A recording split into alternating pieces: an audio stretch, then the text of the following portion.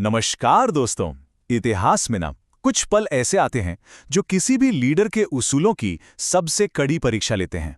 आज हम दो बड़ी घटनाओं के आईने में एक ऐसे ही नेता की अग्नि परीक्षा की कहानी को समझने वाले हैं। तो इस कहानी की शुरुआत होती है 27 फरवरी 2002 से। जगह थी Godhra railway station. Sabarmati express की एक बोगी में आग लगा दी जाती है और 59 बेगुनाह जिंदगियां बस पल भर में राख हो जाती हैं।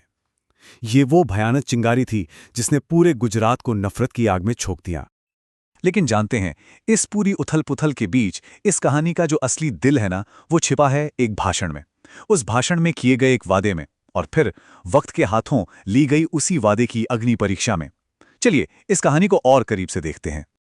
तो चलिए कहानी के पहले हिस्से में चलते हैं। साल 2002 और गुजरात की वो आग। फरवरी से लेकर जून तक पूरा का पूरा राज्य दंगों की चपेट में था। और इस हिंसा की कीमत बहुत बहुत भारी थी। ये सिर्फ नंबर नहीं है, ये जिंदगियां थीं। एक अनुमान के मुताबिक 2000 से ज्यादा लोग मारे गए, हजारों घर दुकानें जला दी गईं और लाखों लोग बेघर हो गए। उस वक्त दिल्ली हो या लखनऊ, सियासत के गलियारों में हर बड़े नेता से बस एक ही सवाल पूछा जा रहा था। इस हिंसा पर, इस नरसंहार पर आपका स्टैंड क्या है? आप आखिर हैं किसके साथ? और इसी सवाल के जवाब में ना एक आवाज उठी, और यहीं से हमारी कहानी का दूसरा चैप्टर शुरू होता है। विधानसभा में गूंजी एक बुलंद आवाज। तारीख थी 11 मार्च 2002 और उत्तर प्रदेश विधानसभा में सबकी नजरें थीं विपक्ष के नेता मुलायम सिंह यादव पर। वो अपनी जगह से खड़े हुए और उन्होंने जो कहा उससे पूरे सदन में मतलब एक पिन ड्रॉप साइलेंस हो गया। उन्होंने कहा, गुजरात में जो हो रहा है वो कोई दंगा नहीं है, वो नरसंहार है, एक पोग्रोम है, एक जेनोसाइड है। बात यहीं खत्म नहीं हुई। उन्होंने इस घटना को और वजन देने के लिए इसकी तुलना सीधे सीधे आजाद भारत के एक और काले अध्याय से कर दी। उन्होंने कहा, 1984 के सिख विरोधी दंगों के बाद यह आजाद हिंदुस्तान का सबसे बड़ा सांप्रदायिक नरसंहार है।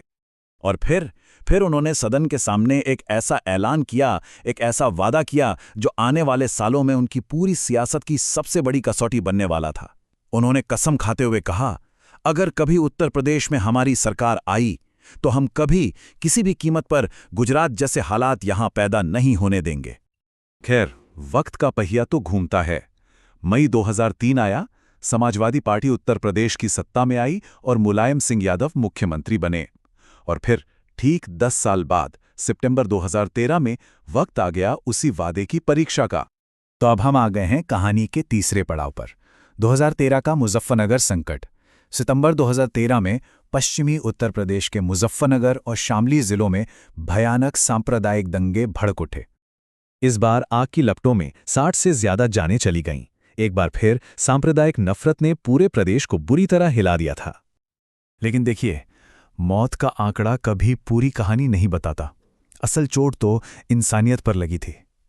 50,000 से ज्यादा लोग, सोचिए 50,000 से ज्यादा लोग अपने ही घरों से बेघर हो गए और राहत कैंपों में रहने को मजबूर थे।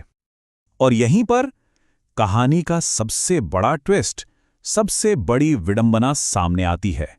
जिस नेता ने 2002 में गुजरात की हिंसा पर इतने कड़े शब्द कहे थे, आज उन्हीं के राज में, उन्हीं की सरकार के नीचे एक बड़ा सांप्रदायिक संकट खड़ा था। और अब शुरू होती है असली अग्नि परीक्षा, मतलब उसूलों की अग्नि परीक्षा। अब सबसे बड़ा सवाल यही था कि क्या सरकार का एक्शन उनके 10 साल पुराने ऐलान से मेल खाएगा। चारों तरफ से जब आलोचना होने लगी तो मुलायम सिंह यादव ने अपना पक्ष रखा। उन्होंने कहा, सुनिए, इसकी तुलना गुजरात से करना बिल्कुल गलत है। क्यों? क्योंकि गुजरात में इंसाफ नहीं हुआ, पर उत्तर प्रदेश में इंसाफ होकर रहेगा। उन्होंने एक्शन और इंसाफ को ही अपनी ढाल बना लिया।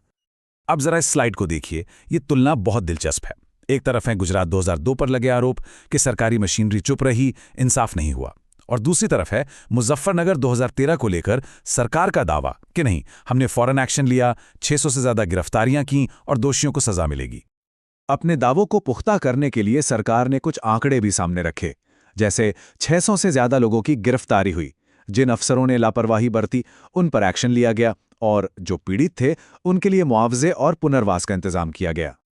तो चलिए अब कहानी के आखिरी पड़ाव पर चलते हैं, विरासत का सवाल, मतलब इन सब घटनाओं का और उन पर लिए गए एक्शन का उस नेता की सियासी विरासत पर आखिर असर क्या पड़ा? अगर हम सिर्फ फैक्ट्स पर नजर डालें तो मुजफ्फरनगर दंगों से जुड़े केस में 4000 से ज्यादा लोगों पर मुकदमा चला और हाँ, कई लोगों को सजा भी हुई। तो यह आंकड़ा कहीं ना कहीं इंसाफ दिलाने वाले उस दावे को थोड़ा वजन तो देता ही है। मैं से अपने पूरे पॉलिटिकल करियर में मुलायम सिंह यादव अक्सर एक बात कहते थे। वो अपनी विचारधारा को कुछ ऐसे बयां करते थे, मैंने कभी धर्म और जाति की राजनीति नहीं की। मैं सबका हूं, सब मेरे हैं, यही मेरी राजनीति है और यही मेरा धर्म है। तो आखिर में सवाल ये नहीं है कि एक्शन 100% कामयाब था या नहीं। शायद असली सवाल कुछ और है। सवाल ये है कि क्या उस नेता ने उन उसूलों पर टिके रहने की पूरी कोशिश की जिनका ऐलान उन्होंने 1 दशक पहले पूरी दुनिया के सामने किया था। इस सवाल का जवाब शायद इतिहास ही बेहतर दे सकता है।